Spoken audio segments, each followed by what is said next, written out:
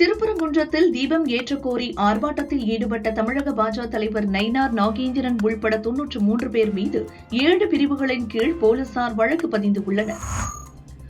பயந்தவர்கள்தான் பாசிசத்தின் பாதங்களில் சரணாகதி அடைப்பார்கள். பாஜகவினர் அரசின் பொய் வழக்குகளையும் போலி கைதுகளையும் பதக்கங்களாக தாங்கி நிற்பவர்கள். அவர்களின் மன உறுதியை அசைத்துக்கூட பார்க்க முடியாது என நயினார் நாகேந்திரன் கூறியுள்ளார்.